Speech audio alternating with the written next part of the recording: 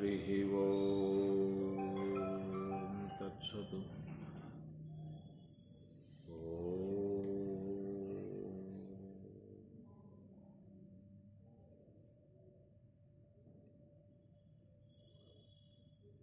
गुरुब्रह्मा गुरुर्विष्णुः गुरुरेव महेश्वरः गुरुसाक्षात् परब्रह्म तस्मै श्रीगुरवे नमः।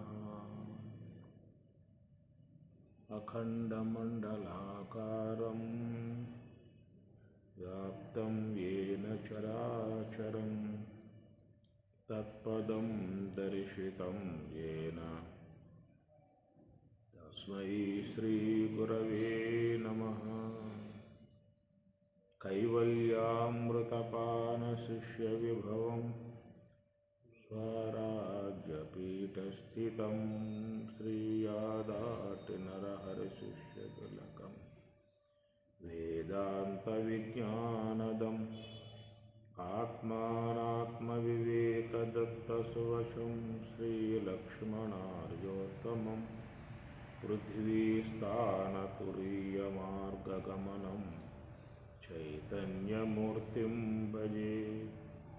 पृथ्वीस्थानतुरीयमार्गगमनं चैतन्यमूर्तिं भजे। कृष्णं कमलपत्राक्षं पुण्यश्रवणकीर्तनं वासुदेवं जगद्योनिं नौमि नारायणं हरिम्।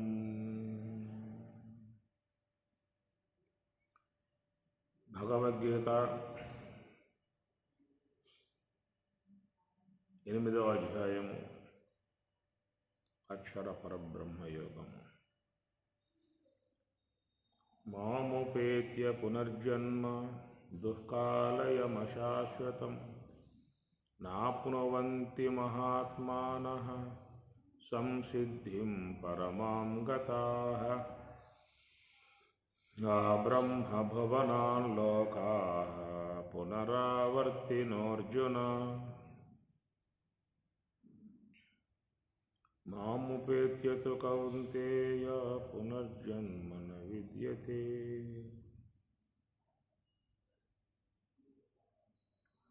సహస్రయుగపర్యంతం అహర్యద్బ్రహ్మణో విదుః రాత్రిం యుగసహస్రాంతాం తేహోరాత్రవిదో జనాః.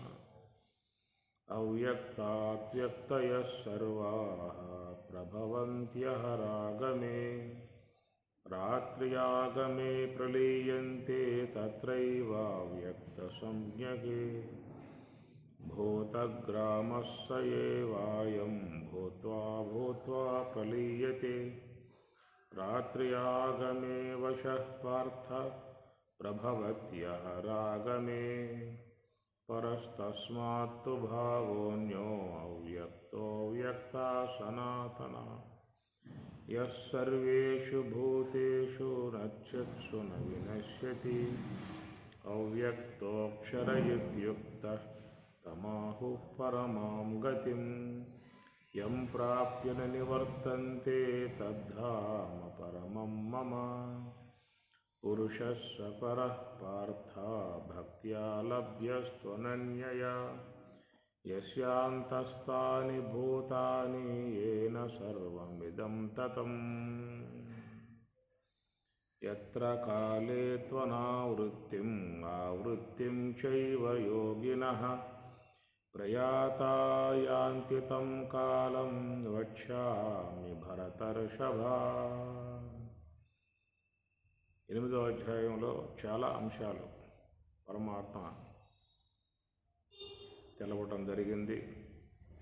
సమయాభావం కావటం చేత కొన్ని అంశాలని మనం విడిచి చివరి ఘట్టంలో ప్రవేశిస్తూ ఉన్నాము. యత్ర కాలే త్వనావృత్తిం ఆవృత్తిం చైవ యోగినః ప్రయాత యాంతి తం కాలం వక్ష్యామి భరతర్షభ. యత్ర కాలే ఏ కాలమునందు ప్రయాణము చేయుచున్నారు. అనావృత్తిం ఆవృత్తిం చైవ యోగినః, ఏ కాలములో ప్రయాణం చేసినటువంటి వారు మరి తిరిగి రాని విధానముగాను, మరొకటి తిరిగి వచ్చే విధానముగా ఉన్నటువంటి రెండు మార్గాలు.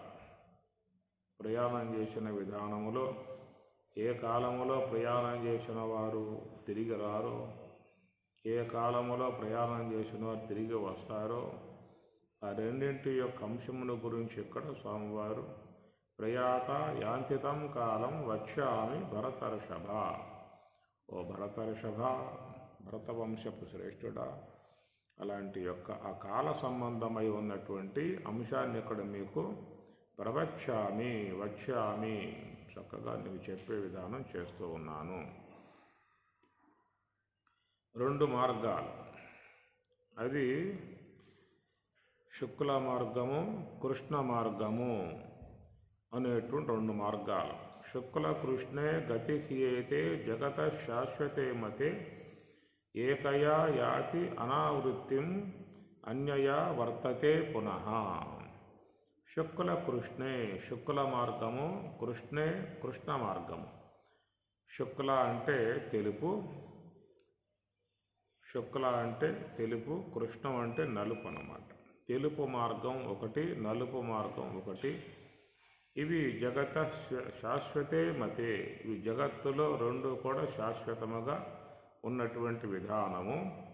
ఏకయా యాతి అనావృత్యం, ఒక మార్గం అయితే అనావృత్యం తిరిగిరాని మార్గమై ఉన్నది. ఆవృత్యం అన్యయా వర్తతే, మరొక మార్గము ఆవృత్యం తిరిగొచ్చే మార్గముగా ఉన్నదనేటువంటిది రెండు మార్గములు. శుక్ల కృష్ణే అనేటువంటి ఏంటంటే ఉత్తరాయణము, దక్షిణాయనము, రెండు మార్గాలు మనకు ఉన్నాయి లోకంలో. 6 మాసములుగా ఉన్నటువంటిది ఉత్తరాయణము, 6 మాసములు కలిగి ఉన్నటువంటిది దక్షిణాయనము అని రెండు ఉన్నాయి. ఇప్పుడు ప్రస్తుతం ఉన్నటువంటి యొక్క ఏ యొక్క మార్గం, ఏ అయనం, దక్షిణాయనంలో ఉన్నారు. ఇప్పుడు రేపు సంక్రాంతి పండుగ వచ్చింది అంటే ఉత్తరాయణ పుణ్యకాలం వస్తుంది అక్కడి నుంచి. అది కనుక ఉత్తరాయణ పుణ్యకాల విధానముగా మనం జరుపుకునేటువంటిది సంక్రాంతి పండుగ అన్నమాట. పెద్ద పండుగ, అన్ని పండుగలలో కల్లా పెద్ద పండుగగా, చాలా వైభవపేతంగా, సంతోషముగా, ఆనందముగా, మరి ఎంతో పోటీలు పడి అమ్మగారులు అయితే ముగ్గులు పండుగలు కూడా బాగా ముగ్గులు పండుగ అంటారు. పెద్ద పెద్ద గ్రౌండ్లో పోటీలు పెట్టి ఎవరైతే అందముగా ముగ్గు వేస్తారో వాళ్ళకి ఫస్ట్ ప్రైజ్ వేస్తారన్నమాట. అదొక ఉల్లాసము, సంతోషము. ఇక కోనసీమలు అయితే కోలాటాలు, కోడి పందాలు, అదొక వినోదంగా జరిగిపోయే విధానము.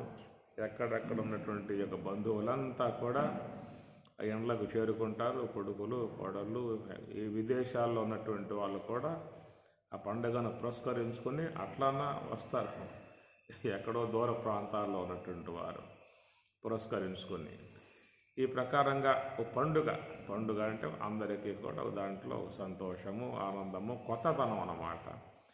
మంచి బట్టలు ధరించడము, పిండి వంటలు భుజించడము, మంచిగా స్నేహితులతో మంచిగా మాట్లాడుకోవటము, స్నేహభావాలు పెంచుకోవటం, గత వైరాలను కూడా విడిచిపెట్టేసేసి పండుగలు నూతనత్వాన్ని పెంపొందింపజేసుకోవటం. అదొక మానవ వికాసం, మనిషిలో ఒక మంచి మార్పు తీసుకొచ్చే విధానం. గృహాలన్నీ కూడా బాగుపడతాయి, శుద్ధం చేస్తారు, చిమ్ముకుంటారు, పాతి మొత్తం తీసుకుపోయి మంటలో పడే సబ్బు మొత్తం భోగి మంట కదా చేసేది.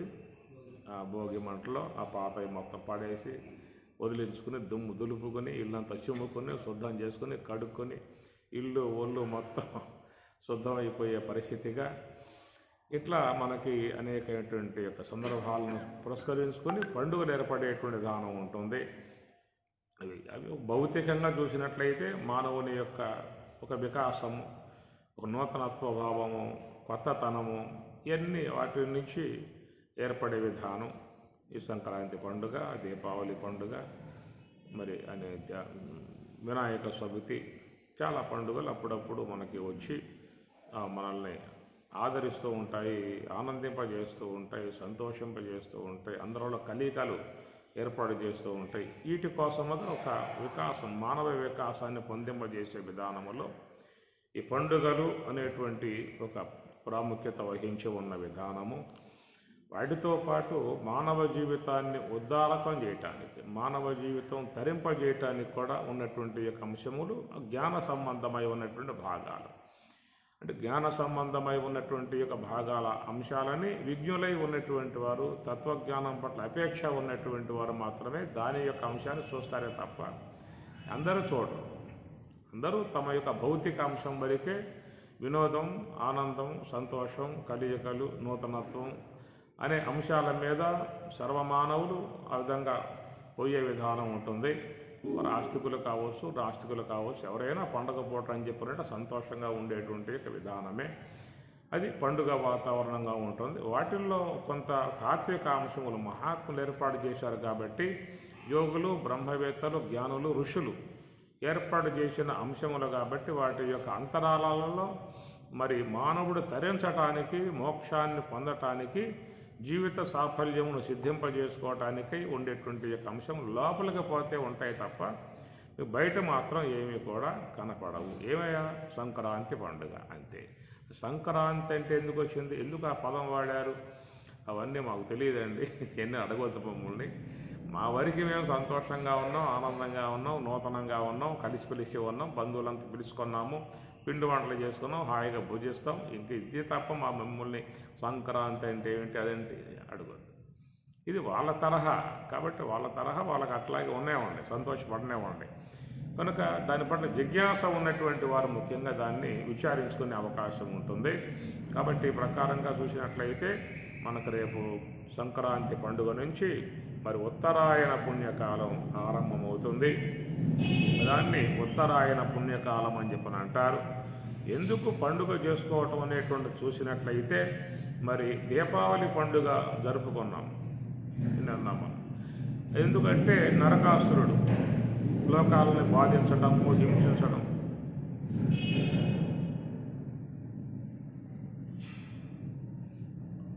లోకాలను బాధించి హింసించి అందరినీ కూడా బాధ పెట్టాడు కాబట్టి అలాంటి యొక్క మరి దుష్టుడు నరకుడు కృష్ణ పరమాత్మ అనుగ్రహంతో వాడి పీడ పోయింది కారణంగా మేము ఈ విధంగా పండుగ జరుపుకుంటున్నామని ఒక అర్థం దాంట్లో ఉందన్నమాట. కారణం చెప్తారు. ఎందువల్ల అంటే నరకాసురుడు చనిపోయాడు, అందరికీ కూడా చాలా సుఖంగా ఉన్నది, ఆనందంగా వాడు పోవటం వల్ల పండుగ చేసుకుంటూ ఉన్నాం అనేటువంటి విధానం అన్నమాట. అలా వినాయక చవితి ఎందుకు చేసుకుంటున్నావురా పండుగ అని చెప్పానంటే వినాయక స్వాముల వారు సమస్త గణాలకు ఆయన అధిపతి అయ్యాడు. సమస్త గణాలకి అధిపతి అయ్యాడు కనుక గణనాయకుడు కాబట్టి మేము ఆయన్ని సేవించినట్లయితే మాకు ఎలాంటి గణాల వల్ల ఇబ్బంది ఉండదు, సమస్యలు ఉండదు, బాధలు ఉండదు. ఆయన్ని సేవిస్తే ఆయన శాసిస్తాడు గణాలని. ఆ పక్క పొమ్మకుండా నన్ను పూజిస్తున్నాడు అంటాడు కాబట్టి ఆ విధంగా ఆయన పూజ చేసుకోవడం వల్ల మాకు ఎలాంటి ఇబ్బందులు లేకుండా జీవితంలో ఉంటాయనేటువంటి ఒక భావన. అట్లనే మరి మరి నవరాత్రులు చేసుకుంటున్నాము అని చెప్పనంటే అమ్మవారు జగన్మాత ఆమె అనుగ్రహంతో మాకు ఈ యొక్క పీడ పోయింది. ఎవరని చెప్పాలంటే మహిషాసురుడు అనేటువంటి వాడు జనించి మమ్మల్ని అందరిని బాధిస్తున్నాడు, హింసిస్తున్నాడు కనుక అలాంటి యొక్క మహిషాసురుని సంహరించింది కాబట్టి మేము అంత పండుగ చేసుకుంటున్నాం, అమ్మవారిని సేవించుకుంటున్నాం. కారణం కాస్త అన్నమాట. వాటిల్లో పారమార్థికంతో చాలా ఉన్నాయి. ఒక కారణం చెబుతాం. ఎందుకంటే అమ్మవారు మనం సంహరించింది, కృష్ణ పరమాత్మ ఏంటి సంహరించాడు, దుష్టుడు పోయాడు, మేమంతా కూడా సంతోషంగా ఆనందంగా స్వేచ్ఛ విహారంగా మాకు ఏర్పడింది, స్వేచ్ఛ ఏర్పడింది మాకు జీవితానికి అన్న కోణంలో కారణాన్ని చూపించే మనం పండుగ చేసుకునే విధానం ఉంటుంది. అట్లాగే మరి సంక్రాంతి పండుగ మనం చేసుకుంటున్నాము అని చెప్పానంటే ఏమిటి కారణం? ఎవరైనా పోయారా? ఏదైనా జరిగిందా? ఎవరైనా ఏం చేశారా? అంటే లేదు. దీపావళి అంటే నరకాసురుడు పోయాడు, నవరాత్రులు అంటే మహిషాసురుడు పోయాడు, వినాయక చవితి అంటే ఆయన గణనాయకుడు కాబట్టి మాకు ఏ ఇబ్బందులు లేకుండా ఉంటాయి కాబట్టి సేవించుకుంటూ ఉన్నాం. మరి సంక్రాంతి అంటే ఏమిటి అని చెప్పానంటే, సంక్రాంతి మాకు సద్గతిని ప్రసాదించేది కాబట్టి ఆ పండుగ చేసుకుంటూ ఉన్నాం. సంక్రాంతి అనేది ఉత్తరాయణ పుణ్యకాలం వచ్చింది కనుక వైకుంఠ ద్వారాలన్నీ తెరవబడి ఉంటాయి కనుక ఎవరైనా కనుక ప్రయాణం చేసినట్లయితే వారు నేరుగా వైకుంఠానికి స్వామి దగ్గరికి వెళ్ళిపోవచ్చు. అది మాకున్నటువంటి ఆనందం, మాకున్న సంతోషం. దక్షిణాయనం అంతా ఆయన మూసేసి ఉంటాడు ద్వారాలు కనుక ఏంటంటే మాకు అక్కడ పోయే అవకాశాలు లేవు. ఉత్తరాయణంలో పోయినట్లయితే వారు మోక్షాన్ని పొందే అవకాశం ఉంటుంది. దక్షిణాయనంలో పోయినట్లయితే మళ్ళీ తిరిగి వస్తారు. వాళ్ళు పోయినా తిరిగి రావాల్సి వస్తుందన్నమాట. ఏం చేస్తా, ద్వారాలు మూసి ఉంటే అది అని చెప్పి కూర్చుంటా పోయిన తర్వాత, కాబట్టి మళ్ళీ వద్దామని చెప్పి ఉద్దేశంతో వాడు అక్కడ కూర్చోవటం అంత తిరిగి కాదు కదా. ఇంటికి పోయామనుకో, వాళ్ళు ఊరికి వెళ్ళారు, 2 రోజులాగి వస్తారు, ఆడే కూర్చుంటావు, 2 రోజులాగి వచ్చిందాక కూర్చోవు కదా, మళ్ళీ పోతాం, అంతగా ఇది కావాలి. కాబట్టి ఈ ప్రకారంగా అనావృత్యం తిరిగి వచ్చే విధానం అన్నమాట. ఎత్ర కాలే త్వరావృత్యం ఆవృత్యం చైవయోగిన ప్రయాత యాంతితం కాలం వక్ష్యామి భరతర్షభ. కాబట్టి ఒక కాలంలో ప్రయాణం చేస్తే తిరిగి వచ్చే విధానం ఉంటుంది, ఒక కాలంలో ప్రయాణం చేస్తే తిరిగి రాని విధానం ఉంటుంది. కాబట్టి ఈ 2 కాలముల యొక్క సంబంధమై ఉన్నటువంటి యొక్క అంశములో ప్రయాణం చేసేదే ఈ ఉత్తరాయణ దక్షిణాయనం అని చెప్పేసి అని 6 మాసములుగా ఉన్నటువంటి యొక్క దక్షిణాయన కాలము రేపు జనవరి సంక్రాంతి పండుగతో మరి ఆ కాలం కాస్త నిష్క్రమిస్తుంది. తిరిగి మరల ఉత్తరాయణ కాలం ఆరంభమవుతుంది. అందుచేత ఉత్తరాయణ కాలంలో ఎవరైతే దేహాన్ని సాలిస్తారో వాళ్ళు సద్గతికి పోతారు. కాబట్టి అట్టి సద్గతిని ప్రసాదించేటువంటి కాలం మాకు సంప్రాప్తమైంది అనేటువంటి ఉత్సాహంతో పండుగ చేసుకోవటం అవుతుందన్నమాట. కానీ ఎవరికి ఈ విషయం తెలియదు. ఏదో పండుగ, సంక్రాంతి పండుగ, బంధువులు, స్నేహితులు, పుత్రులు, పౌత్రులు అందరూ కూడా అందరి యొక్క సమక్షంలో ఆనందంగా జరుపుకోవడం అనే విషయం తప్ప అసలు ఎందుకు చేసుకుంటున్నాము అని చెప్పాలంటే ఒక నూతనత్వముగా మానవులకు మంచి మార్గాన్ని ప్రసాదించేదిగా, మోక్ష మార్గం ప్రసాదించేదిగా ఉన్నది. కాబట్టి మాకు అది పండుగ, మాకందరికీ ఆనందం, మేము మోక్షానికి పోతాం. దీనివల్ల దక్షిణాయనంలో పోతే మోక్షానికి పోయే అవకాశం లేదు కదా, ఉత్తరాయణంలో పోతే మోక్షం కలిగే అవకాశం ఉంటుంది.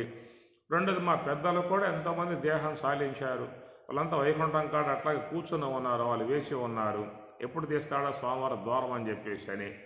ఈ పూట మరి ఆ ప్రకారంగా మరి ఉత్తరాయణం వచ్చింది కాబట్టి స్వామివారి తన యొక్క ద్వారములు తెరిచాడు కాబట్టి మా పెద్దలందరూ కూడా ఒక్కసారిగా వైకుంఠంలో వెళ్ళిపోయారు ఈ పూట. కాబట్టి మాకందరికీ పండుగ.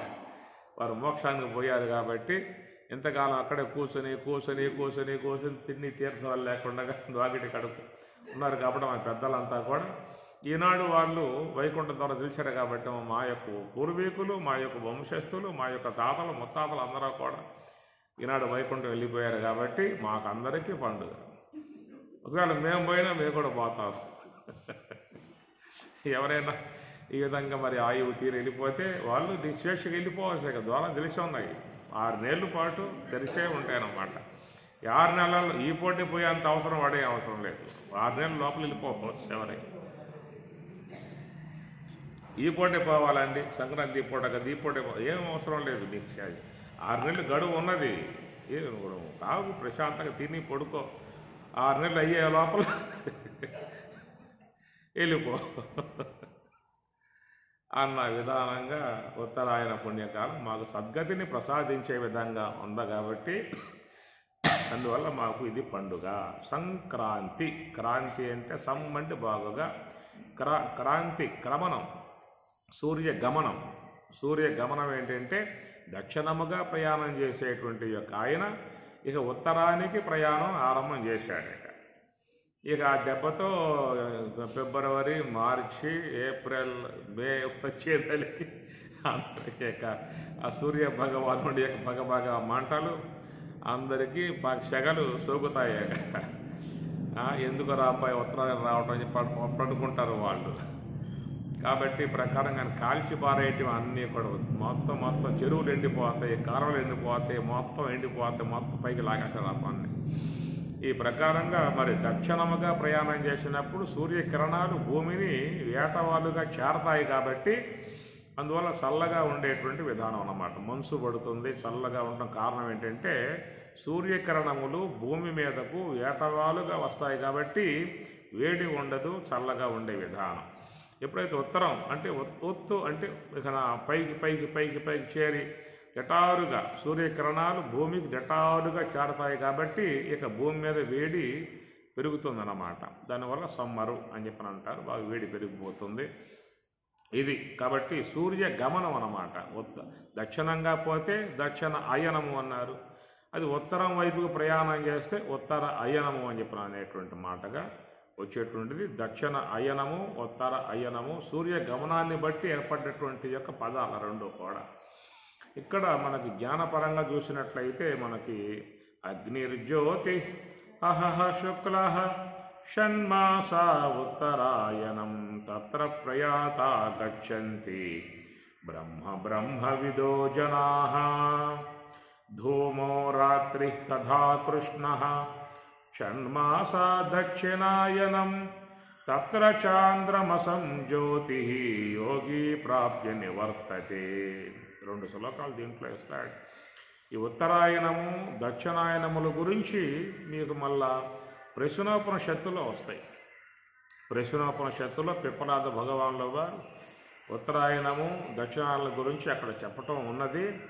ఆ అంశాన్ని పరమాత్మ స్వామివారు ఇక్కడ కొంచెం విశ్లేషించి వివరంగా చెప్పినటువంటి భావన మనం గ్రహించుకోవచ్చు. అందువల్ల మరి ఈ ఉత్తరాయణంలో పోయినటువంటి వారు మోక్షానికి బ్రహ్మ బ్రహ్మ విదో జనాః, అటు వారు ఆ మార్గంలో పోయినటువంటి వాళ్ళు బ్రహ్మ విద, ఆ బ్రహ్మవేత్తలు బ్రహ్మమును గుర్తించి మోక్షానికి వెళ్ళిపోవటమే అని చెప్పిన అన్నారు. ధూమో రాత్రి తదా కృష్ణ షణ్మాసా దక్షిణాయనం తత్ర చాంద్రమసం జ్యోతి యోగి ప్రాప్య నివర్తతే. ఈ దక్షిణాయనంలో పోయేటువంటి వారు చంద్ర సంబంధమై ఉన్నటువంటి జ్యోతిని పొంది తిరిగి మళ్ళా వారు ఈ యొక్క జన్మకు వచ్చే విధానంగా ఏర్పడుతుంది అనేటువంటి మాట అర్థమైంది కదా. ఉత్తరాయణంలో పోతే మోక్షం వస్తుంది, దక్షిణాయనంలో పోతే మాత్రం వాళ్ళు తిరిగి వచ్చే విధానము ఉంటుంది. కాబట్టి మీకు చాలా సులభముగా ఉన్నటువంటి ఈ యొక్క మార్గం, మీకు జపము, ధ్యానము, విచారణ, తత్వ విచారణ ఇవన్నీ మీకే అవసరం లేదు. ఉత్తరాయణం వచ్చిందా చూసుకోండి, ఉత్తరాయణంలో మంచి రోజు చూసుకోండి, ఠా అంతే వెళ్ళిపోయామంటే మోక్షం వచ్చేసే విధానం ఉంటుంది. మీకు ఇంకెందుకు ఈ ధ్యానం జ్ఞానం అన్నీ కూడా. ఉత్తరాయణమే మోక్షం ఇచ్చేదిగా ఉన్నప్పుడు జ్ఞానంతో పని ఉందా నీకు? అవసరమా జ్ఞానం? లేదు కదా. దక్షిణాయనమా బాగా అవునండి. ఉత్తరాయణం వచ్చిందా మంచి రోజు చూసుకోవటం. భీష్ముడు పోలా, భీష్ముడు కూడా దక్షిణాయనం అంతా అంపశయ మీద ఉన్నాడు, ఉత్తరాయణం వచ్చేదాకా కాసు కూస్తున్నాడు. ఉత్తరాయణం ఆసనం అయింది, పరమాత్మ నమస్కారం చేశాడు, స్వామి నమస్కారం వెళ్తున్నా అన్నాడు, వెళ్ళిపోయాడు అప్పని. కాబట్టి అందుచేత మోక్షం వచ్చినట్లుగా మనం భావించుకునే విధానం అన్నమాట. దీంట్లో మనం కొంత తాత్విక అంశములుగా విచారించుకోవాల్సి ఉంటుంది. విచారిస్తేనే అంశాలు బయటపడతాయి తప్ప విచారించకపోతే బయటపడే అవకాశాలు ఉండవు అన్నమాట. కాబట్టి ఉత్తరాయణంలో పోతే మోక్షము, దక్షిణాయనంలో పోతే మన జన్మ రావటం అనేటువంటి విషయం చూసినట్లయితే అప్పుడు నీకు కాలమే మోక్షగతికి మార్గం అవుతుంది, జ్ఞానం కాదు. జ్ఞానాదేవతు కైవల్యం అంటారు కదా. బ్రహ్మజ్ఞానం వినా మోక్ష, బ్రహ్మజ్ఞానం లేకుండా మోక్షం పొందే అవకాశం లేదు అనే మాటలు ఏవైతే ఉన్నాయో తత్వశాస్త్రం ఉన్నది, ఉపనిషత్తులు, బ్రహ్మసూత్రములు, భగవద్గీత, యోగ వాసిష్టము, ఎన్నో గ్రంథాలు అనేటువంటివన్నీ ఉన్నాయని చెప్పనంటే ఇవన్నీ కూడా నిరుపయోగం అయిపోతాయి. ఎందుకంటే కాలం నీకు మోక్షం ఇచ్చేదిగా ఉన్నప్పుడు సాధనతో పని ఉంది. నీకు ఇంకా మోక్షకారకం కాలం అవుతుంది, అక్కడ జ్ఞానం కాదు. ఇది నిరుపయోగం, ప్రయాసపడటమే తప్ప దానివల్ల ఉపయోగం ఏమి లేదు. ఎంతో సాధన చేశాడు, ఎన్నో చేశాడు, ఆయన దక్షిణాయనంలో పోయాడు, మరి మోక్షం ఎట్లా వచ్చే అవకాశం ఉంటుంది చెప్పండి? ఇంకా ఏమి.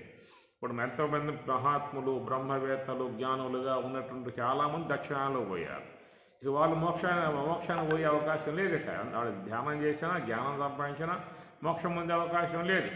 వాడ దుర్మార్గుడు, దుష్టుడు, నీచుడు, అందరం బాధించాడు, హింసించాడు, చంపాడు, గింపాడు, ఎన్నో చేశాడు. వాడు ఉత్తరాయణంలో పోయాడు, బ్రహ్మాండంగా మోక్షానికి చేరుకున్నాడు అన్నమాట. కాలము మోక్షానికి కారణం అన్నట్లయితే ఈ అంశం వస్తుంది.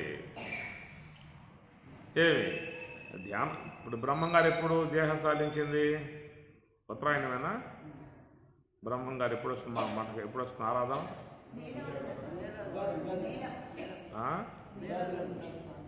ఉగాది రోజున. అంటే ఉత్తరాయణమే కదా ఆయన ఉత్తరాయణం. కాబట్టి ఆయన ఉత్తరాయణం చూసుకుని పోయాడు. మరి దక్షిణాయనంలో పోయిన వాళ్ళు ఎవరు? ఇప్పుడు మన స్వామివారు ఎప్పుడు దేహం సాధించాడు? జూలై. అప్పటికి దక్షిణాయనం వచ్చేసినట్లుగా స్వామివారు మోక్షం పోయినట్లు కాదు లెక్కన.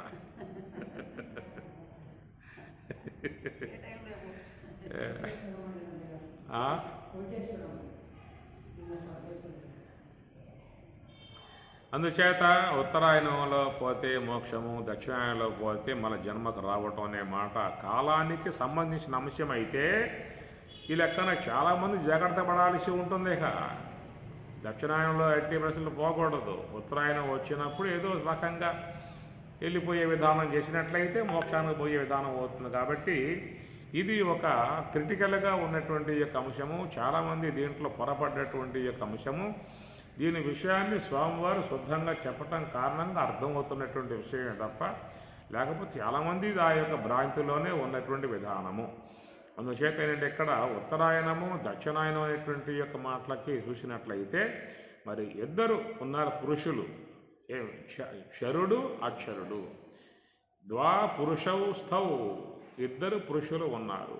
క్షరః అక్షరః. క్షర పురుషుడు అక్షర పురుషుడు. అక్షర పురుషుడు అని చెప్పన్నప్పుడు ఈశ్వరుడు. కాబట్టి ఈశ్వరుడు యొక్క శరీరం ఇది. విశ్వమంతా కూడా ఈశ్వరుని శరీరము. ఈ దేహము జీవుని శరీరము. ఇది పంచభూతాత్మికమే, అది పంచభూతాత్మికమే. ద్వాదమౌ పురుషౌ లోకే క్షరశ్చాక్షర ఏవ చ క్షరః సర్వాణి భూతాని కూటస్థః అక్షరః ఉచ్యతే. అస్మిన్ లోకే ద్వా పురుషౌ స్తౌ క్షరః అక్షరః. జీవుడు క్షరుడు, ఈశ్వరుడు అక్షరుడు. ఇరువురికి పురాలు ఉన్నాయి. ఆయన పురం, ఈ జగత్తంతా ఆయన పురం. ఈ దేహం అనేది ఈ జీవుని యొక్క పురం. కనుక ఈ పురములో ఉన్నవాడు కాబట్టి క్షర పురుషుడు, ఆ పురములో ఉన్నటువంటి వాడు కాబట్టి అక్షర పురుషుడు. ఎందుకన్నాం పురుష అని చెప్పని? పురుషరీరే శేతి ఇది పురుష.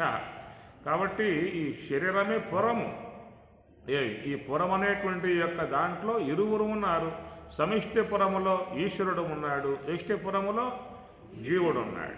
మనకెట్లయితే కాళ్ళు, చేతులు, తల, పొట్ట, నోరు ఇవన్నీ కూడా అవయవాలు ఉన్నాయో అట్లా ఈశ్వరునికి కూడా అనంతాకాశమే శిరస్సు అన్నారు, భూమే పాదములు అన్నారు, సముద్రమే ఉదరం అన్నారు, పర్వతాలే ఆయన ఎముకలు అన్నారు, లత గొల్మాదులే ఆయన యొక్క రోము, ఆయన యొక్క మరి మేఘములే రోమములు, లత గొల్మాదులే ఆయన యొక్క దేహమైన ఎంట్రుకలు.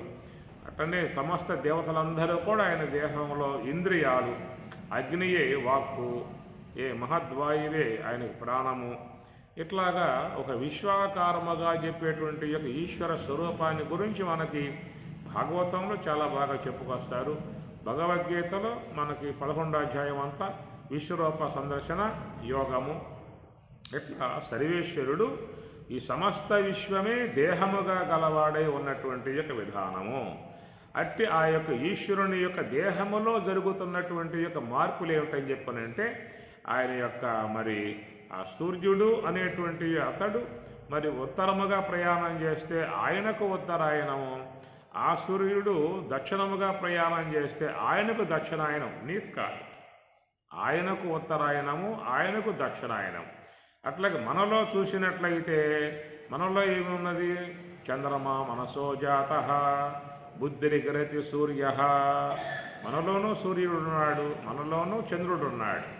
ఆ చంద్రుడు అని చెప్పినప్పుడేమో మనస్సేమో చంద్రుడు, బుద్ధి ఏమో సూర్యుడు అనేటువంటి యొక్క అంశాలు ఇక్కడ వ్యష్టిలో, మనలో, సమిష్టిలో, ఆయనలో అన్నమాట. కనుక ఆయనలో ఉత్తరాయణము వస్తుంది, దక్షిణాయనము వస్తుంది. మరి మనలో కూడా మరి ఉత్తరాయణం వస్తుందా, దక్షిణాయనంలో ఉన్నామా అని చూసుకోవాల్సి ఉంటుంది ఇక్కడ. కనుక దక్షిణాయనం అంటే స్వామి చెప్పిన ఉత్పత్తిలో దక్షతి పరకార్యం శీఘ్రం కరోతీతి దక్షిణ, దక్షతి పరకార్యం. కాబట్టి అనాత్మ సంబంధమై ఉన్నటువంటి యొక్క వ్యవహారంలో మునిగి ఉన్నంత కాలము నీవు దక్షిణాయనంలో ఉన్నట్లే.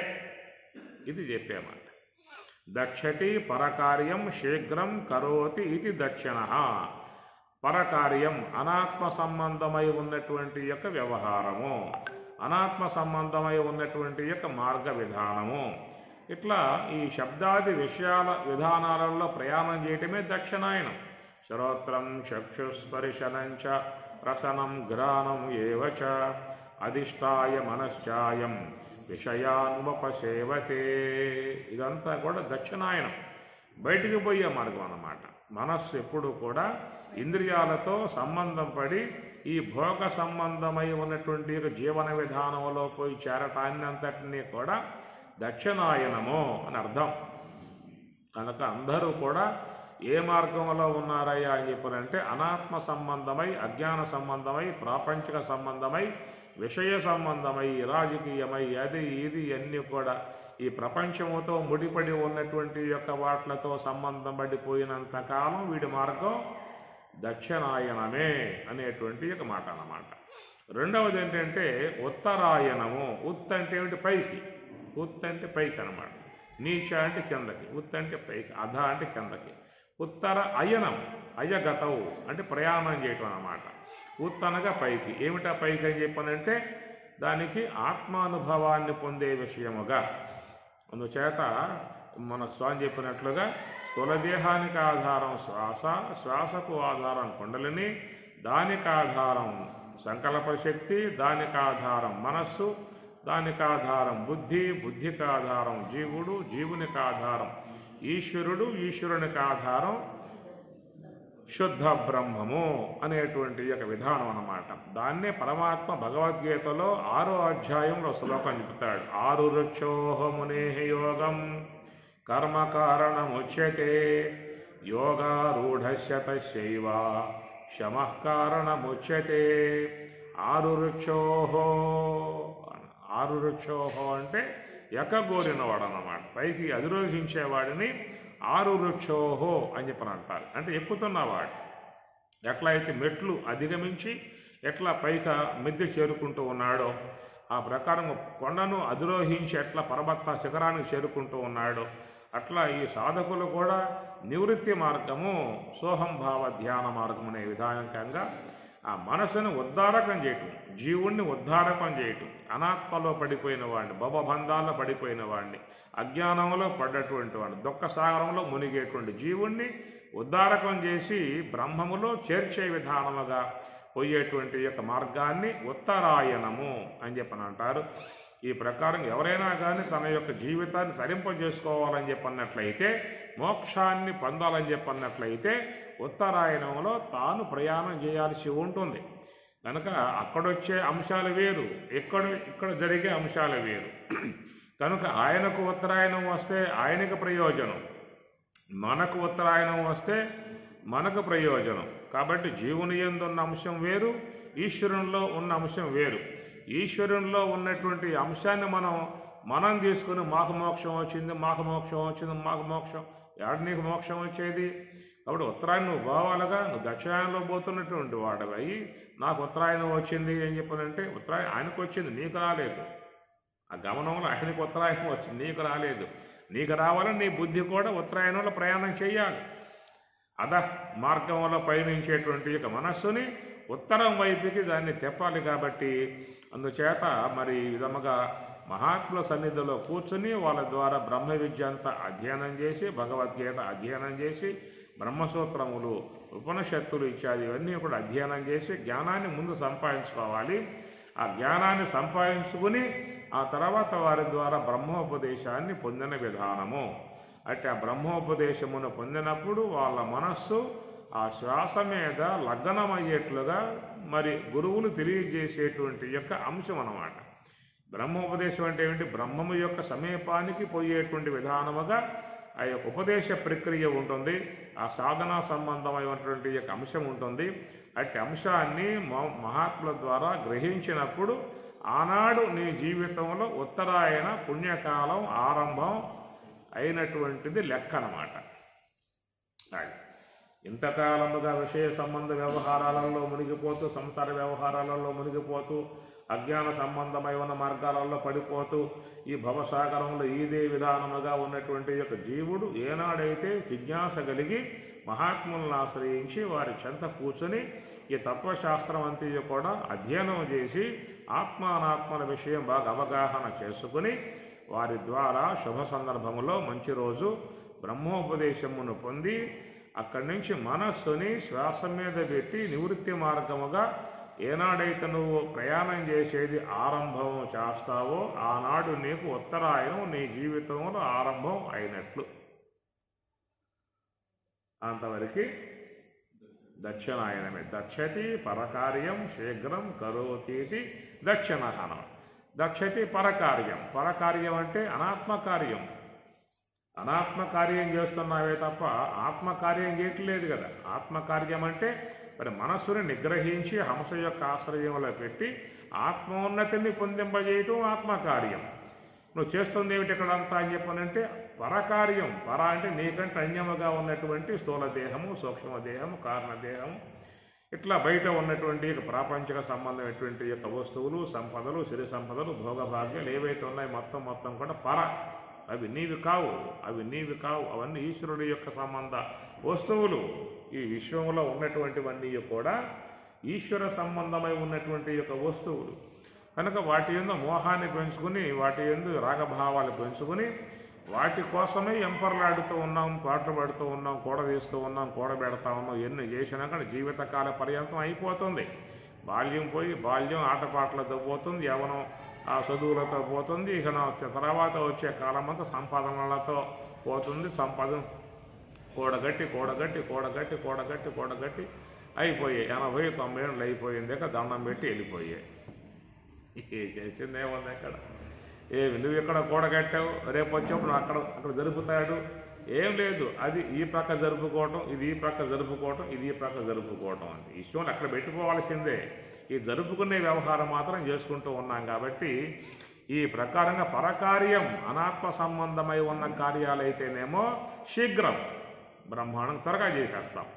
ఆత్మ సంబంధమై ఉన్న కార్యం అంటే వాయిదాలు వేసుకుంటాం. ఇప్పుడు కాదులేండి జ్ఞానం, ఇప్పుడు కాదులేండి ధ్యానం, చాలా సమయం ఉంది, ఇంకా ఎప్పుడైనా చెప్పండి, చాలా వయసు ఉంది కదా, ఎన్నో భోగించాలి కదా, లాస్ట్లో కదా, మరణ సమయంలో కదా, ఇట్లాగా ఆత్మ సంబంధమై ఉన్నటువంటి యొక్క అంశానికేమో చక్కగా వాయిదాలు వేసుకుంటాము.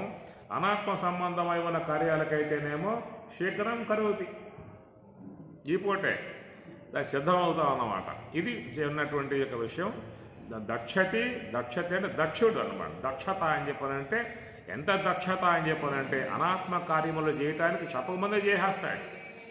ఆత్మ విషయం ఉన్న చూసా ఎన్నిసార్లు చెప్పినా కానీ కాదినే స్వామి గారు చేస్తారంటే కొంచెం అవకాశం రావాలి, నువ్వు ఏడకపోతే నేను ఏడకపోతాను అనే విధాయకాలుగా దానికి వాయిదాలు వేసే విధానంగా ఉంటుంది. కాబట్టి దక్షతి పరకార్యం శీఘ్రం కరోతి ఇది దక్షిణ అనేటువంటి విధానం కనుక అది దక్షిణాయన మార్గం వల్ల ప్రయాణం చేసే విధానం అవుతుంది. చెప్పుకున్నట్లుగా ఎవరైతే మనస్సుని స్వామివారు చెప్పినటువంటి యొక్క సోహము యొక్క సూత్రములో ఉండి ఆ ధ్యానములో మరి స్థూలదేహం దాటి, శ్వాస దాటి, కుండలిని శక్తి దాటి, మా సంకల్ప శక్తిని దాటి, మనసును దాటి, బుద్ధిని దాటి జీవత్వమును వీడి ఈశ్వరత్వము పొంది ఈశ్వరుని యొక్క అనుగ్రహముతో బ్రహ్మము యొక్క ప్రాప్తిని పొందే విధానముగా పోవటాన్ని ఇది ఉత్తరాయణము అని అర్థం అన్నమాట. ఇలాంటి ఉత్తరాయణములు ఎవరి యొక్క బుద్ధి పండుతుందో వారికి ఆ పూట పండుగ. పండ అంటే బుద్ధి, పండ అంటే జ్ఞానము. ఈ ప్రకారంగా ఎవరి యొక్క బుద్ధి అయితే బ్రహ్మమునందు చేరి బ్రహ్మములో లీనమై అది చక్కగా జ్ఞానముతో పండుతుందో ఆ పండిన విధానాన్నే పండుగ అనేటువంటి మాటగా చెప్పుకొచ్చే అంశము. ఆ రెండింటిని గురించి ఇక్కడ మన చక్కగా స్వామివారు కూడా విషయాన్ని ఇస్తూ ఉన్నాడు. అగ్నిర్జ్యోతి అహః శుక్లః షణ్మాసా ఉత్తరాయణం తత్ర ప్రయాత గచ్చంతి బ్రహ్మవిదః జనాః. బ్రహ్మవిదః ఆ బ్రహ్మమును గుర్తించినటువంటి వారై బ్రహ్మమును వాళ్ళు పొందుతూ ఉన్నారనేటువంటి ఒక మాట అన్నమాట. ఏమి కాబట్టి బ్రహ్మవిద బ్రహ్మమును గుర్తించటం అని చెప్పనంటే మరి వ్యవహారంలో ఉండి వ్యవహార సంబంధమై ఉన్న భోగాలు భోగిస్తూ విషయాలు భోగిస్తూ సంసారాదులలో మునిగి తేలుతూ ప్రాపంచిక విషయాలలో మునిగి తేలుతూ ఉన్నటువంటి వాడు ఉత్తరాయణ పుణ్యకాలం వచ్చినంత మాత్రంతో దేహం సారిస్తే బ్రహ్మజ్ఞానం అయిపోతాడా? సరే, ఇక్కడ బ్రహ్మవిద బ్రహ్మమును గుర్తించాడు అంటే విషయ లంపటాల్లో మునిగిపోయినా కానీ బ్రహ్మను గుర్తిస్తాడా? అట్లా గుర్తించేదిగా ఉంటే మరి గీత ఎందుకు చెప్పడం మనకి ఈయన గారు? మాకెందుకు గీతా జ్ఞానం, మాకెందుకు ఇంకిది? అట్లా మునిగి ఉంటే బ్రహ్మైక్య భావన కలిగేట్లయితే అందుచేత దీంట్లో పారమార్థికం ఏంటని చెప్పనంటే అగ్ని జ్యోతి అహహ శుక్ల షణ్మాస ఉత్తరాయణం షట్మాస అని చెప్పనంటే 6. ఏమిటి 6 అని చెప్పనంటే బుద్ధి జ్ఞానేంద్రియాలు చేరి 6 అన్నమాట. అనగా జీవుని యొక్క విషయంలో 6 ఏమిటంటే జ్ఞానేంద్రియములు బుద్ధి చేరి 6 అన్నమాట. దక్షిణాయనంలో కర్మేంద్రియములు 6, కర్మేంద్రియములు 5, మనస్సు చేరి 6 దక్షిణాయనం అన్నమాట. కర్మ సంబంధం కదా, కర్మ సంబంధముగా పోయే వస్తువు మనస్సు, జ్ఞాన సంబంధముగా పోయేటువంటి వస్తువు బుద్ధి అన్నమాట. అందుచేత ఈ జ్ఞాన సంబంధముగా పోయేటువంటి యొక్క బుద్ధి వికాసం ఎప్పుడు ఏర్పడుతుందో వాళ్ళకి అప్పుడు ఆనాడు వాళ్ళకి ఉత్తరాయణం ఏర్పడుతుంది. కాబట్టి ఈ ఉత్తరాయణం అన్నప్పుడు మనస్సుని శ్వాసతో ఉంచటం అనేటువంటిది ఉత్తరాయణ పుణ్యకాలము, వాడి జీవితానికి ధన్యకాలము, వాని జీవితానికి భవ్యకాలము, వాడు తరించటానికి ఏర్పడ్డటువంటి దివ్య మార్గం అన్నమాట.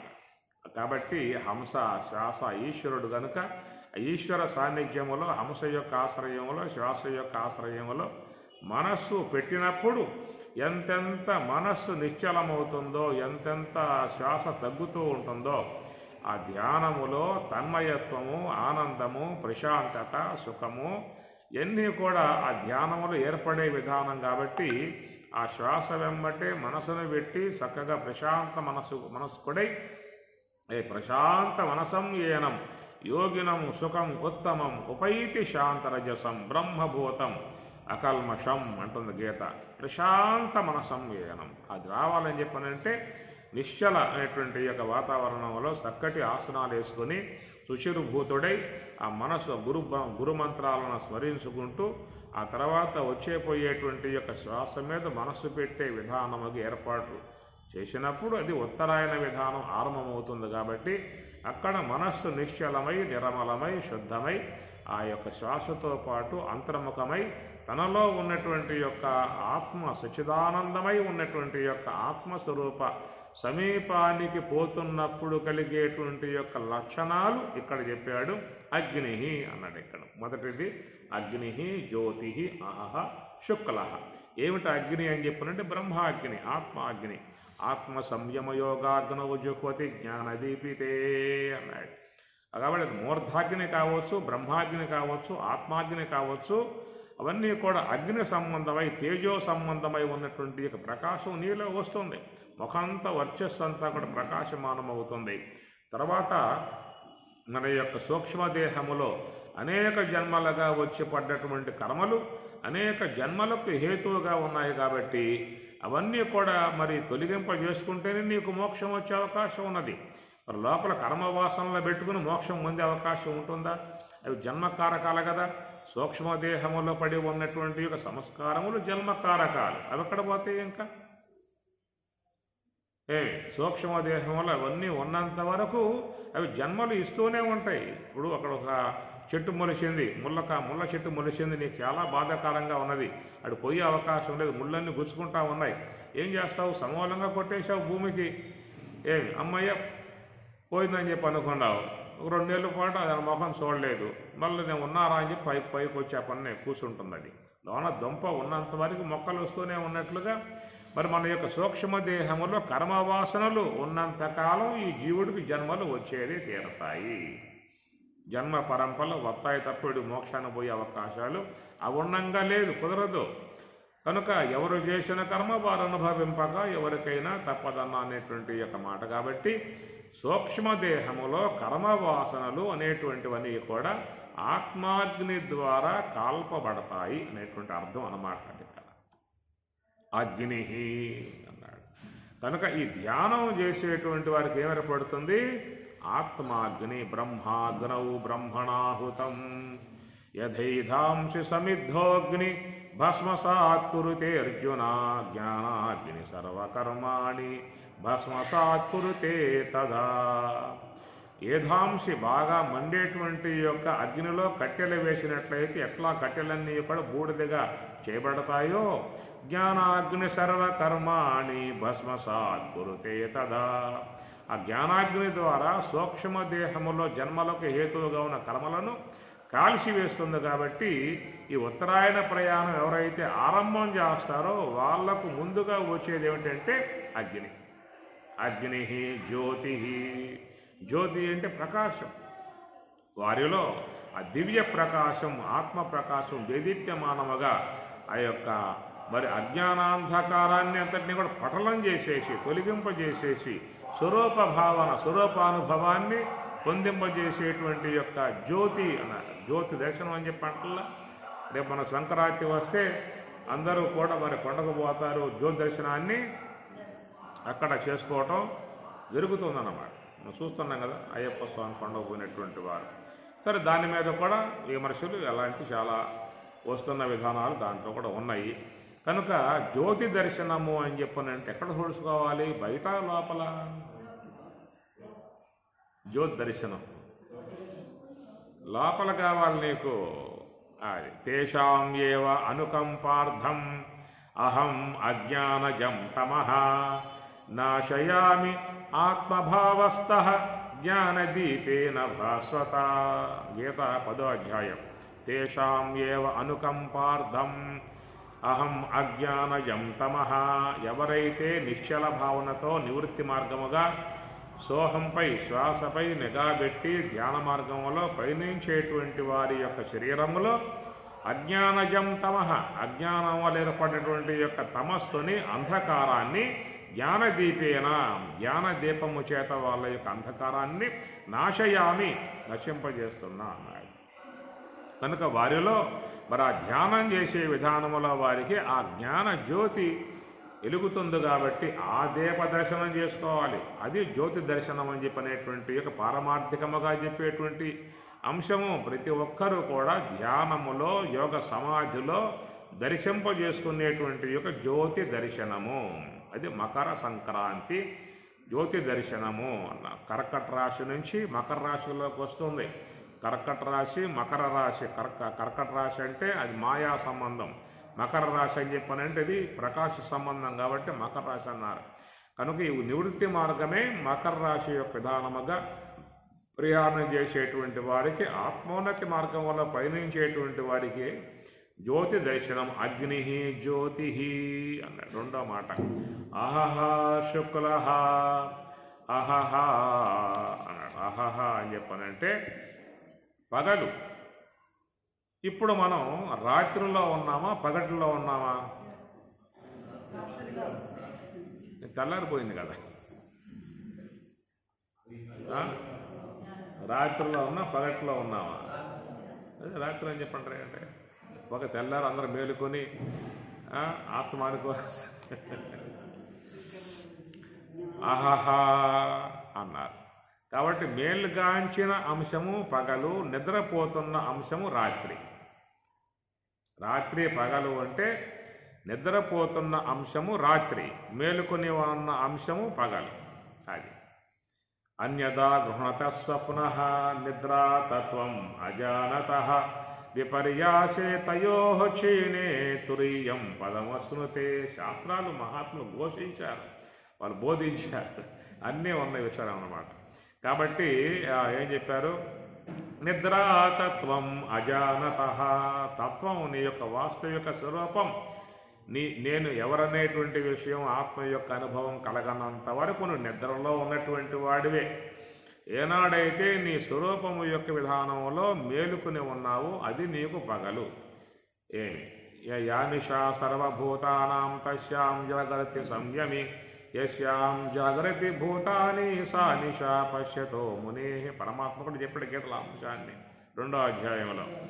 కాబట్టి ఇక్కడ ఏమిటని చెప్పానంటే, ఎవరైతే తన యొక్క స్వరూప విషయంలో జ్ఞానం కలిగి ఉన్నారో, మేలుకుని ఉన్నారో అది పగలు. ఎవరు తన స్వరూప విషయం తెలియకుండగా అజ్ఞానంలో ఉండి తనను తెలియకుండగా ఉన్న విధానమే నిద్ర అనేటువంటి యొక్క అంశము. కనుక జ్ఞానపరంగా చూసినట్లయితే అందరూ కూడా రాత్రిలో ఉన్నారు, నిద్రపోతూ ఉన్నారు. తానెవ్వరో తెలియకుండగా ఉండటమే నిద్ర, తానెవరో తెలుసుకుని ఉండటమే మెలకువ, అదే పగలు అని అర్థం. కాబట్టి అగ్ని జ్యోతి అహహ. అహహ అంటే వాళ్ళు మేలుకున్న అజ్ఞానాంధకారము నుండి, అజ్ఞానపు నిద్ర నుండి మేలుకున్నారు. కనుక లోకంలో మానవులకు ఏమిటి, ఎందుకు వచ్చాడు, ఎందుకు వచ్చాడు, దేనికోసం వచ్చాడు, ఏమి చేసుకొని వచ్చాడు, ఏమి చేసుకుంటే జీవిత పరమార్థం సిద్ధిస్తుంది, తానెవరు, తను కానిదేది, తననగా ఏది అనే విషయాలలో ఏమీ తెలియకుండా ఉన్నటువంటి యొక్క విధానమే నిద్ర, రాత్రి.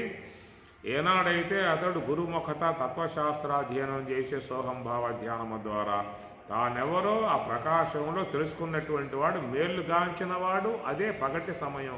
కాబట్టి అగ్ని జ్యోతి అహహ శుక్ల, ఈ విధముగా ఉన్నటువంటివన్నీ కూడా విశేషణాలు. అనగా ధ్యానం చేసేటువంటి వారు కలిగేటువంటి విశేషణములు. ధ్యానం చేసేవారు ఉత్తరాయణం హంస యొక్క ఆశ్రయం ద్వారా పైకి బ్రహ్మం వైపుకు ప్రయాణం చేసే విధానముగా ఉన్నటువంటి మార్గమే ఉత్తరాయణము. ఆ మార్గములో ప్రయాణం చేసేటువంటి వాళ్ళకి ఏర్పడేటువంటి అంశములే విశేషణాలు. ఇవి విశేషణాలు. కనుక షణ్మాస ఉత్తరాయణం తత్ర ప్రయాత గచ్చంతి బ్రహ్మవిదః జనాః. అట్టి జనులు ఎవరైనా కావచ్చు గాక ఇవి ఈ విధముగా తత్ర ప్రయాత గచ్చంతి, మనస్సుని శ్వాసయందు లగ్నం చేసి ఈ పృథ్వీ పంచకము, జల పంచకము, అగ్ని పంచకము, వాయు పంచకము, ఆకాశ పంచకము దాటుకొని అహంకార తత్వము, మహత్తత్వము, అవ్యక్తత్వము, శవల బ్రహ్మం దాటుకుని శుద్ధ బ్రహ్మం వైపుకు ప్రయాణం చేసే విధానముగా తత్ర ప్రయాత గచ్చంతి. ఆ ప్రయాణం చేసేటువంటి వాడు బ్రహ్మవిదః, బ్రహ్మమును గుర్తిస్తాడు. అది గుర్తించేది వాడు గుర్తిస్తాడు బ్రహ్మమును. కనుక 2వ వర్గం మన వర్గం వద్దాం. ఇప్పుడేక ధూమహారాత్రి తదా కృష్ణ చన్వాస దక్షిణాయనం.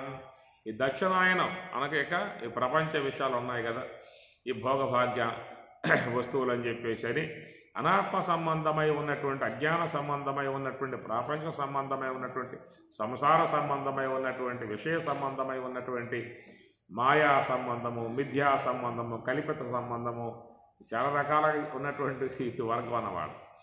ఇలాగా అనాత్మ సంబంధమై ఉన్నటువంటి యొక్క మార్గంలో, ప్రపంచ మార్గంలో, విషయ మార్గంలో ఈ పయనించేటువంటి యొక్క జీవుడికి దక్షిణాయనం అయితే, ఈ దక్షిణాయనంలో అధః మార్గము మనకు ప్రవృత్తి మార్గము, ఈ విధముగా పోయేటువంటి యొక్క జీవునికి ఏముంటాయి అని చెప్పని ధూమః. ధూమః అంటే పొగ. అగ్ని వాడుకుంటుంది, పొగ ఈడుకుంటుంది. అగ్ని మహాత్ములు, పొగ అల్పాత్ములు, అదన్నమాట పొగ. కాబట్టి ధూమః ఏమీ తెలియపడదు. ఏమిటా అంటే మనస్సు హంస బెంబటే ఉన్నట్లయితే ఏ సంకల్పం లేదుగా. నిశ్చల విధానం, నిశ్చల స్థితి, సంకల్పం ఉండదు. నువ్వు శ్వాసపై నిఘా పెట్టు, ఏ సంకల్పము ఉండదు. ఆ శ్వాస నిఘా వదులు, ఏమొస్తాయి సంకల్పాలు పుంఖానుపుంఖాలుగా పుడతా ఉంటే ఈ పొగ మంచులో కూరుకుపోవటం అవుతుందన్నమాట. ఎప్పుడు కూడా ఆలోచన లేక సంకల్పములు, వికల్పములు అనే విధానముగా మనస్సు లోపల ఏమవుతాయి అంటే ఈ సంకల్పాలతోనే జీవితం అంతా ఎట్లాగే పోయే విధానము. సంకల్పములు, కోరికలు, వాంఛలు, మమకారము చాలా చేరి దీంట్లో ఉంటాయి. కాబట్టి ఇలాంటి విధాయకముగా మనస్సు కలిగి అనగా జ్ఞానేంద్రియములు, బుద్ధి చేరి ఉత్తరాయణం చెప్పుకున్నాం కదా, మనస్సు కర్మేంద్రియాలు 6 చేరి దక్షిణాయనం అని చెప్పని, ఈ మనస్సుతో ఉన్నటువంటి వారు మనోజీవులు, బుద్ధితో ఉన్నవాళ్ళు బుద్ధిజీవులు, మనస్సుతో ఉన్నటువంటి వారు అల్పజీవులు, బుద్ధితో ఉన్నటువంటి వారు మరి మహానుభావులు, యోగులు అని చెప్పేశారు, మహాత్ములు అని చెప్పని. ఇట్లా మనో సంబంధమై ఉన్నటువంటి వృత్తితో ఎప్పుడూ కూడా మనస్సులో అనేక ఆలోచనలు పుంఖానుపుంఖములుగా, కూర్చున్న ఆలోచనే, నుంచున్న ఆలోచన, నడుస్తూ ఉన్న ఆలోచన, భోంచేస్తూ ఉన్న ఆలోచనే. ఎక్కడయ్యా ఆలోచన లేదు అసలు నీకు? పొగ మనసు కమ్మేస్తూ ఉంటుంది. ఈ ప్రకారంగా వాళ్ళకి చూస్తే తాత్వికం అభ్య అవకాశం ఉండదు ఆలోచన ప్రపంచంలో మునిగిపోయినటువంటి వాళ్ళకి. కాబట్టి ధూమః అంటే పొగ అన్నమాట. పొగ ఎట్లయితే మరుగు చేస్తుందో ప్రకాశాన్ని, ఆ ప్రకారం మనలో కూడా జ్ఞానాన్ని మరుగు చేసే విధానముగా ఉన్నటువంటి ఈ అంశమే పొగ. ధూమః రాత్రి. విశేషణాలు ఇవన్నీ ప్రవృత్తి మార్గంలో పోయే వాళ్ళకి ఇవి విశేషణాలు, దక్షిణాయనంలో పోయే వాళ్ళకి ఇవి విశేషణాలు, ఉత్తరాయణంలో పోయే వాళ్ళకి అవి విశేషణాలు. ఇక్కడ చూసుకోవాలి మనం ఏది దక్షిణాయనమో ఏది ఉత్తరాయణమో చూసుకోవాలి. ఇక్కడ ధూమః రాత్రి. దేంట్లో ఉన్నాడంటే రాత్రి తెలియంతనం. రాత్రి ఏం చేస్తుంది? తెలియంతనం చేస్తుంది అన్నమాట. ఆ చీకటి తెలియంతనం చేస్తుంది. కాబట్టి అట్లా మనలో కూడా ఉన్నటువంటి యొక్క మూలా విద్య, అజ్ఞానము, తమస్సు, కారణదేహం. ధూమేనావ్రియతే వహ్నిః యదా దర్శో మలేన చ యదోల్బేన ఆవృతో గర్భః తదా తేనేదం ఆవృతం. ఎట్లయితే ఆ అగ్ని మీద ఉన్నటువంటి యొక్క ధూమం అగ్నిని మరుగు చేసిందో, అద్దం మీద ఉన్నటువంటి యొక్క దుమ్ము మన ముఖబింబాన్ని మరుగు చేసిందో, అట్లాగా గర్భంలో ఉన్నటువంటి యొక్క మావి శిశువుని ఎట్లా కట్టిపడి దాంట్లో పడి మరుగు చేసిందో, అట్లా తదాతేనేదమావృతం. ఆ ప్రకారం ప్రతి ఒక్క వ్యక్తిలో ఉన్నటువంటి యొక్క ఈ అజ్ఞానం అనేటువంటి యొక్క ఆ రాత్రి చీకటి తన స్వరూపం అనేదాన్ని మరుగు చేసింది. అందువల్ల అందరూ కూడా మరి అజ్ఞానాంధకారములో మునిగి ఉన్నటువంటి విధానము, తెలియంతనముతో జీవితాన్ని జీవిస్తూ ఉన్నారు. తెలియంతనముతో పుట్టాడు, తెలియంతనముతో జీవించాడు, తెలియంతనముతోనే వెళ్ళిపోతున్నటువంటి పరిస్థితి. కాబట్టి దీనిని రాత్రి అనేటువంటి మాటగా విశేషం అని చెప్పుకొచ్చారు. ధూమః రాత్రి తదా కృష్ణః. కాబట్టి అక్కడేమో శుక్లము, ఇక్కడేమో కృష్ణము. కృష్ణ అంటే నలుపు. ఈ ప్రపంచ సంబంధమై ఉన్నటువంటి వ్యవహారం అంతా కూడా నలుపే. ఏమి ఇది ప్రధానంగా చెప్పే విధానాలు కనుక ఉత్తరాయణము, దక్షిణాయనము ఇలాంటి మార్గంలో గచ్చంతి తత్ర చాంద్రమసం జ్యోతి యోగి ప్రాప్య నివర్తతే అని చెప్పనన్నారు. ఈ ప్రకారముగా ఈ దక్షిణాయన మార్గంలో ప్రయాణం చేసేటువంటి అనాత్మ సంబంధ వ్యవహారాలలో, విషయ సంబంధ మార్గాలలో పోయేటువంటి యొక్క మానవులు పొందేది ధూమము, రాత్రి, దదా, కృష్ణ ఇలాంటివన్నీ కూడా కలిగి వాళ్ళు మళ్ళా వాళ్ళు ఈ లోకంలో పుట్టే విధానం వాళ్ళకు ఉంటుంది. ప్రవృత్తి మార్గంలో పోయేటువంటి యొక్క వాళ్ళందరూ కూడా మరలా పుట్టే వ్యవస్థను వాళ్ళు పొంది ఉన్న విధానం. కాబట్టి మరి ఉత్తరాయణంలో నివృత్తి మార్గంలో ప్రయాణం చేసేటువంటి వారు చక్కటి అగ్ని, జ్యోతి, అహహ, శుక్లహ ఇవన్నీ విశేషణాలు కలిగి బ్రహ్మవిద వాళ్ళు బ్రహ్మమును పొంది తరించే విధానంగా ఉంటారు అనేటువంటి యొక్క మాటగా స్వామివారు చెప్తూ, నైతే శృతి పార్థ జానన్ యోగి ముహ్యతి కశ్చన తస్మాత్ సర్వేషు కాలేషు యోగయుక్తో భవార్జున. లాస్ట్లో ఆ పాయింట్ స్వామి చెప్పేశారు. అతను నా ఏతే శృతి పార్థ జానన్, ఎవరైతే ఈ ప్రకారంగా జ్ఞాన సంబంధమై ఉన్నటువంటి యొక్క అంశాన్ని మహాత్ముల ద్వారా, గురువుల ద్వారా గ్రహించి ఉన్నటువంటి యొక్క యోగి నముహ్యతి, జీవితంలో వాడు మోహాన్ని గురయ్యే పరిస్థితి లేదు. కాబట్టి అందుచేత తస్మాత్ సర్వేషు కాలేషు యోగయుక్తో భవార్జున. తస్మాత్ ఆ కారణం చేత ఇలాంటి విషయాన్ని తెలుసుకుని ఉన్నటువంటి యొక్క యోగులు నిరంతరముగా వాళ్ళ యొక్క నివృత్తి మార్గమగు ఉత్తరాయణం వైపే ఉంటారు. ఆ ఉత్తరాయణ మార్గంలో ప్రయాణం చేసి వాళ్ళు బ్రహ్మము యొక్క దివ్యానుభవాన్ని పొందేవాళ్ళుగా ఉన్నారు. కాబట్టి తస్మాత్ ఆ కారణం చేత నీవు కూడా ఉన్నదే. తస్మాత్ సర్వేషు కాలేషు యోగయుక్తో భవార్జున అనగా ఉత్తరాయణ కాలములో ఉండు. దక్షిణాయనాన్ని వీడి నీవు కూడా ఉత్తరాయణ కాలం యొక్క విధానంగా ప్రయాణం చే తస్మా సర్వేషు కాలేషు అన్ని కాలాలలో కూడా నీ యొక్క మార్గం ఆ వైపుకే సాగాలి అనేటువంటి మాట బోధిస్తూ వేదేషు యజ్ఞేషు తపస్సు చైవ దానేషు యత్పుణ్యఫలం ప్రదిష్టం అత్యేతి తత్సర్వమిదం విదిత్వా యోగి పరం స్థానం ఉపయేతి సాధ్యం. ఎవరైతే ఈ ప్రకారముగా ఉత్తరాయణముగా ఉన్నటువంటి యొక్క హంస యొక్క ఆశ్రయంలో సోహంభావ ధ్యానములో లోన ఉన్నటువంటి యొక్క ఆత్మారాధన బ్రహ్మయజ్ఞము నిర్వహించేటువంటి యొక్క వారి బ్రహ్మానుభవాన్ని పొందే విధానముగా ఉన్నదే, అలాంటి యొక్క దానికి సాటి రాదు. ఎలాంటి విధానం? వేదేషు సమస్త వేదాలని పఠనం చేయగాక, యజ్ఞేషు సమస్త యజ్ఞములను నిర్వర్తింపజేయనుగాక, తపస్సు అనేక తపస్సులు చేయనిగాక, దానేషు యత్పుణ్యం అనగా వేద పఠనము ద్వారా యజ్ఞ యాగాదుల ద్వారా తపస్సు ద్వారా దానముల ద్వారా యత్ పుణ్యం ప్రతిష్టం ఎట్టి పుణ్యమైతే ఉన్నదో అత్యేతి దానికి మించినటువంటి యొక్క పుణ్యఫలం పుణ్యప్రాప్తి జ్ఞానప్రాప్తి అనేది ఇదం విదిత్వా యోగి పరం స్థానం ఉపయేతి చాద్యం. కాబట్టి యోగి యోగువాడు ఉత్తరాయణ మగు హంస యొక్క ఆశ్రయంలో ఉండి ఏ యొక్క యోగ సమాధిని బ్రహ్మానుభవాన్ని పొందుతున్నాడు. అలాంటి యొక్క యోగి పొందేటువంటి యొక్క స్థానం అన్నింటినీ కూడా మించి ఉన్నటువంటి స్థానము. వేదేషు యజ్ఞేషు తపస్సు అవన్నీ చేయగా వచ్చే పుణ్యము కంటే కూడా అత్యేతి సర్వోన్నతమై ఉన్నటువంటి యొక్క మహత్తరమై ఉన్నటువంటి జ్ఞాన ఫలాన్ని వాడు పొందే విధానం ఉంటుంది. కాబట్టి అది సర్వోన్నతమై ఉన్నటువంటి యొక్క విధానము. కాబట్టి మన భగవద్గీత మరి అష్టమాధ్యాయంలో చివరికి స్వామివారు ఉత్తరాయణము దక్షిణాయనముల యొక్క విషయాల గురించి చక్కగా చెప్పిన విధానము, వాటికి సరైనటువంటి యొక్క వ్యాఖ్యానమును ఇచ్చినటువంటి యొక్క స్వామివారు.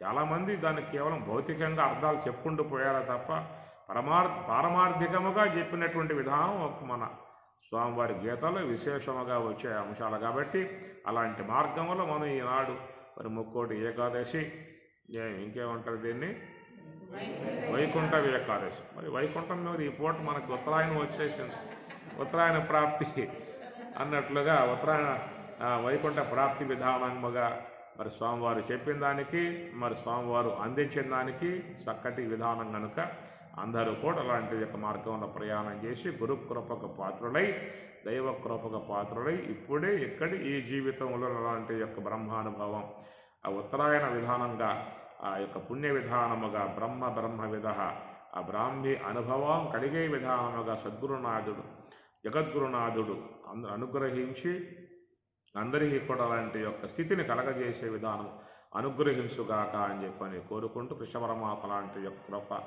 ఎందు ఉండుగాక అని కోరుకుంటూ అందరికీ శుభమస్తు, శుభాశీషులు, బ్రహ్మజ్ఞాన ప్రాప్తిరస్తు, ధ్యానానుష్ఠాన ప్రాప్తిరస్తు, సకల శుభ ప్రాప్తిరస్తు, సన్మంగళాని భవంతు. ఓం తత్సత్. ఓం సహనా భవతు, సహనౌ భునక్తు, సహ వీర్యం కరవావహై, తేజస్వినావధీతమస్తు మా విద్విషావహై. ఓం శాంతి శాంతి శాంతి. ఓం తత్సతి. శ్రీమద్భగవద్గీతాసు ఉపనిషత్సు బ్రహ్మ విద్యాయాం యోగశాస్త్రే శ్రీకృష్ణార్జున సంవాదే అక్షరపరబ్రహ్మయోగో నామ అష్టమోऽధ్యాయः సమాప్తः.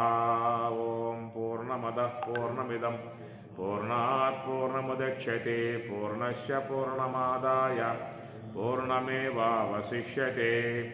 ఓం శాంతి శాంతి శాంతి. హరి ఓం తత్సతు. శ్రీ గురుభ్యో నమః. హరి ఓం.